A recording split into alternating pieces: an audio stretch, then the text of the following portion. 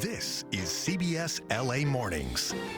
Good morning, everyone. Today is Saturday, February 14th. Happy Valentine's Day. Welcome to CBS LA Mornings, streaming on CBS News Los Angeles. I'm Rachel Kim. I'm Amanda Starrentino. Love is in the air. Can you feel it? I do. It's a great day for Valentine's Day. Alex Biston joins us now with a look at our weather that we love today before those feelings change very quickly.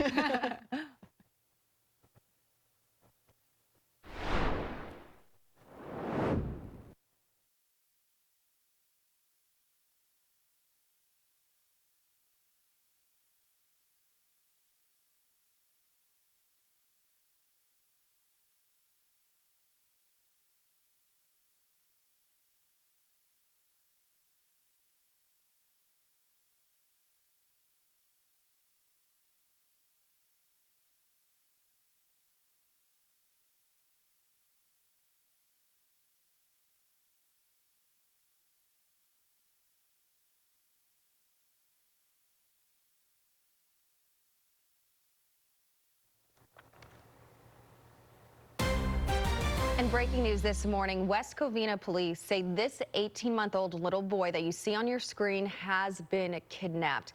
He was taken from his house wearing only a diaper. Investigators believe little Isaiah Nava was abducted by his 26-year-old aunt.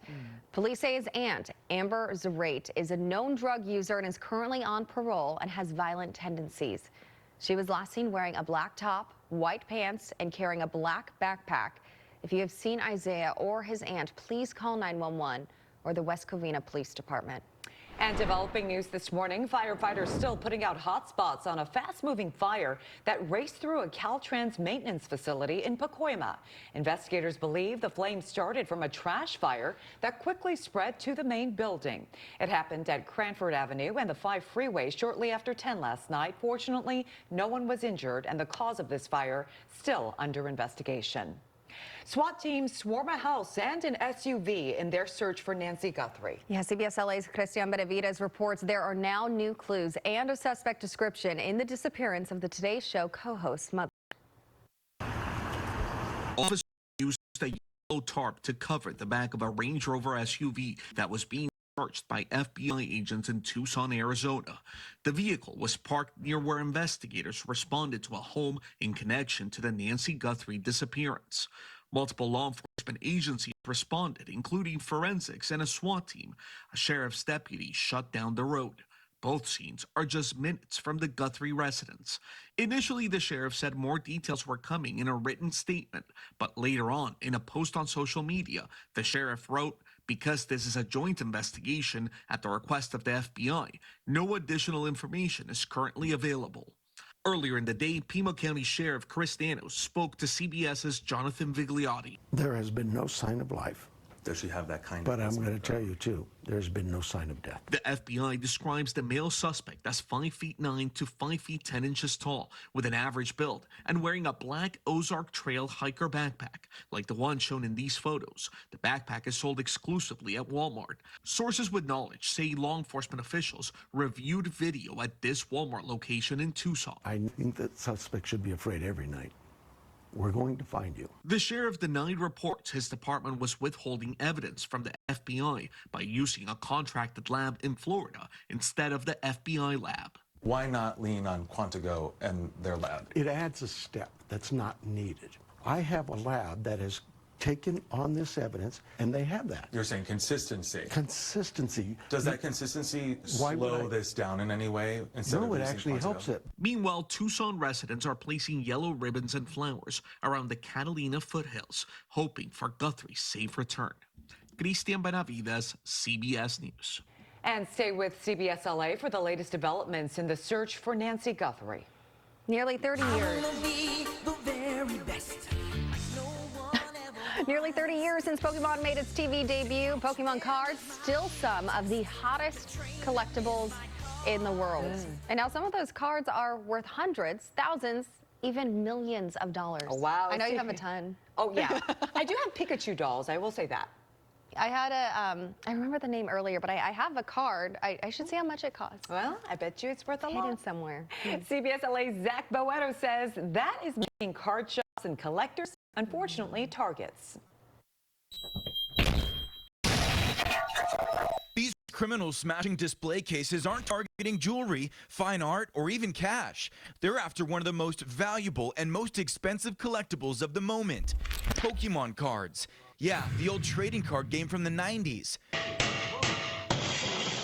And this type of brazen card shop theft has taken the collectible community right here in LA and around the world by storm. And unfortunately, collectibles have become so valuable and so popular that they've now joined the ranks of a watch store or a jewelry store that makes itself a target, and you have to protect yourself against that. Ken Golden owns Golden, an online auction house for trading cards, collectibles, and memorabilia. He also stars in his own Netflix series called King of Collectibles, The Golden Touch. Right now, people are bidding millions of dollars for Pokemon cards on his website, put up for auction by influencers with tens of millions of followers like WWE wrestler Logan Paul. These are all kids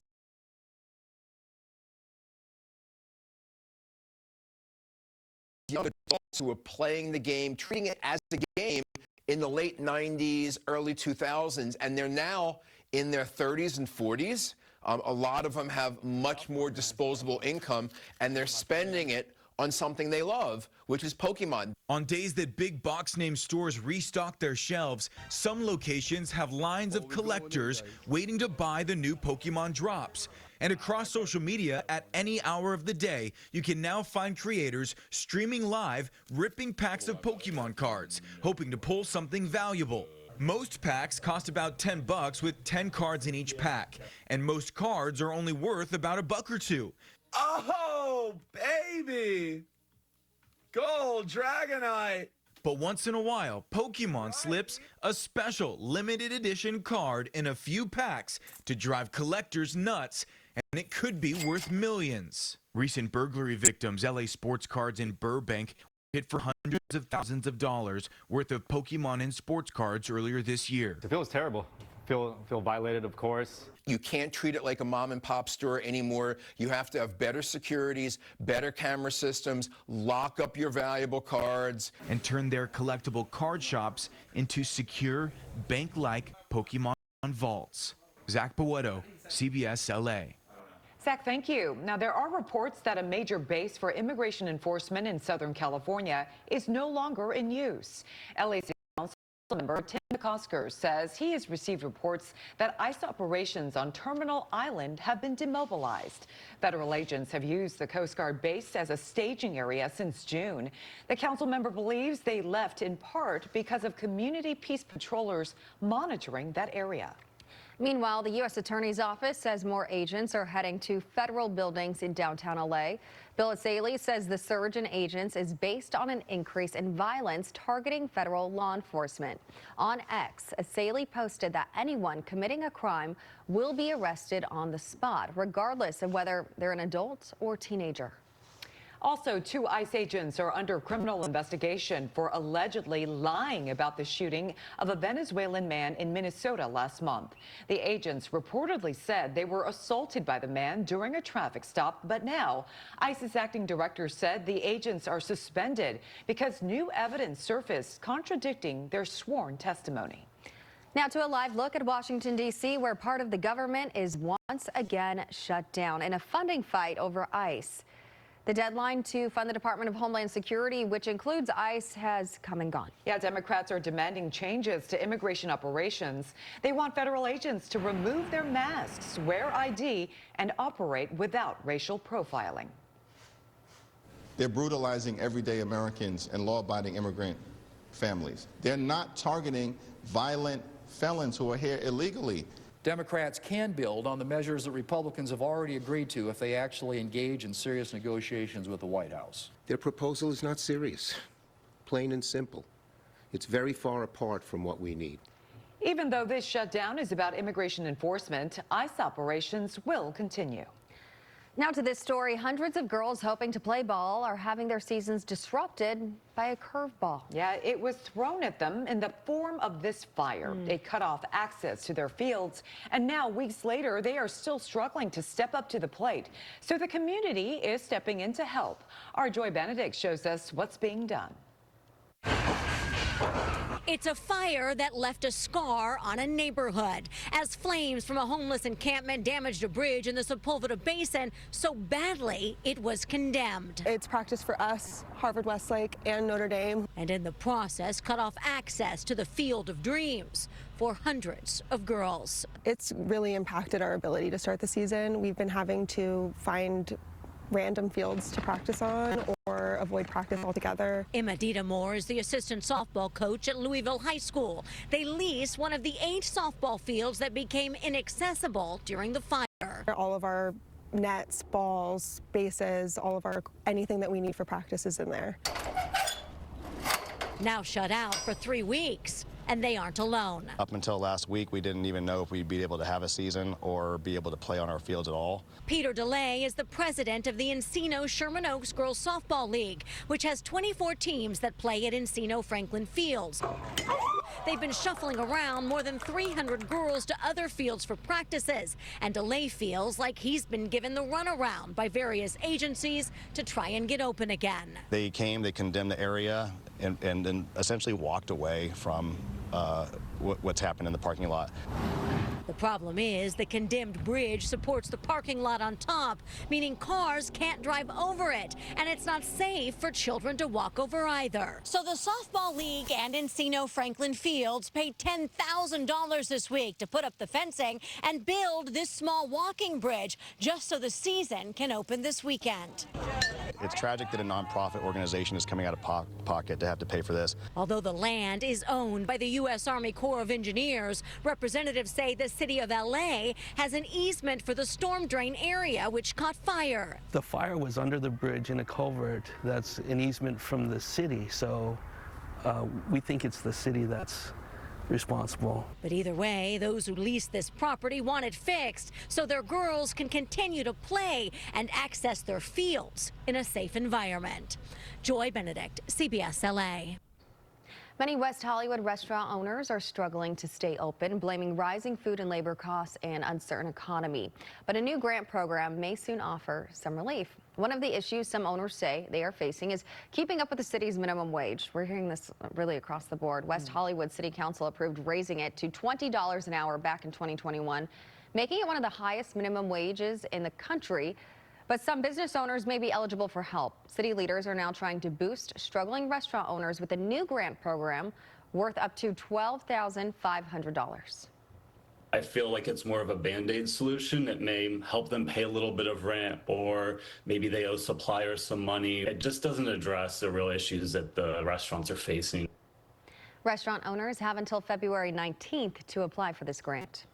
Well, procrastinators, you can relax if you don't have Valentine's Day flowers for your significant other, because there is still hope. You can get a great bouquet and a great deal at the California Flower Mall. CBS LA's Elise Martinez is live among the flowers downtown. And are people coming in this morning? What are people buying? Good morning. So many people are coming in. We're at JJ's and it's beautiful here. I just want to show you some of the pre-made bouquets that you can get. Look at how gorgeous these are. My favorite ones were the black and red roses. There's 40 roses in here. This is about $200. But like a lot of us, we are on a budget. So I'm going to show you how you can come here and you can get a beautiful bouquet for less than $30. Joining me now, Lizette. She's from the California Flower Mall. Tell me, I'm going to make one, and we know that I'm not good with flowers, but I'm going to make one, and you just talk us through what we've got here and how affordable it is. Sounds great. Yeah, we'll definitely have items at, $30 budget, so that's what you're going to make today. So you would start with some greenery. My greens. Where are my greens? Okay. There's some greenery. Okay. We have spread it out. Spread that out. Okay. We have some coffee beans. Beautiful. And you can buy the paper here as well. So you have some tulips. Put those perfect. Looks beautiful. These are stalks. Stalks. Okay. Yeah. So you just add different flowers, some greenery. And this is $30. This is a $30 bouquet that you can give to your girlfriends, for your little galentine. And yeah, perfect. That's beautiful. Not bad. Heavy on the coffee beans, but still beautiful. Look at that. And, I'm I'm sure people could do a better job. But let's talk about the California Flower Mall. You've open all night. Open till 8 o'clock tonight. What are we seeing? Yeah, I mean, we encourage people to come out, support the local businesses here, Latino owned, and we're open until 8 o'clock tonight. Think the flow is really nice, so it's a perfect time for you to just stop by and bring your coffee and select some beautiful flowers from here. And we've been talking to a lot of nice people here. You can see all of our gentlemen there looking for flowers for their loved ones. But again, ladies, I don't think I have a future in this, but it's not too bad. Not too bad. Under $30. So come on down, and beautiful bouquets, so many vendors to choose from, and it's open till 8. Gonna send it back to you. Stop underestimating yourself. You are very talented. I would be very excited if you gave me that bouquet. It's beautiful, Lise. Okay, well, and there's even a red heart in there that we threw in there for you. But if you're happy with this, then I'm happy. That's my whole goal, is to make you guys happy. It makes me feel the love. I'll bring this. That'll be your Valentine's gift to us. We love it. Thank you. We love you, Elise. This is for you. There you go. Thank you. Thank you. Time right now, 7:14. Coming up, inflation finally